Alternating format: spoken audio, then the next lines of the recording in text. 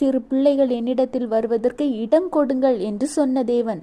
அப்படிப்பட்ட அன்புமிக்க தேவன் வருத்தப்படும் விதத்தில் எக்காரணம் கொண்டும் நீங்கள் நடக்கக்கூடாது.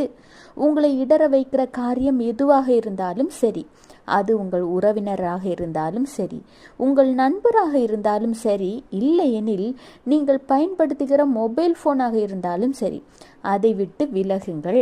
ஒருவேளை இதிலிருந்து உங்களுக்கு வெளிவர முடியவில்லை என்றால் கர்த்தர் சொல்கிறார், மனிதனால் இது கூடாத காரியம்தான், ஆனால் தேவனால் எல்லாம் கூடும். ஆண்டவராகிய இயேசு கிறிஸ்துவிடம் முழு விசுவாசத்தோடு, நீர் நினைத்தால் எனக்கு இந்த காரியத்திலிருந்து விடுதலை தர முடியும் என்று நான் விசுவாசிக்கிறேன் என்று விசுவாசித்து ஜெபியுங்கள். கர்த்தர் உங்களுக்கு விடுதலை தருவார். ஒரு சாட்சியுள்ள ஜீவிய வாழ்க்கையை நீங்கள் வாழ்வீர்கள். Have a blessed day. Jesus bless you.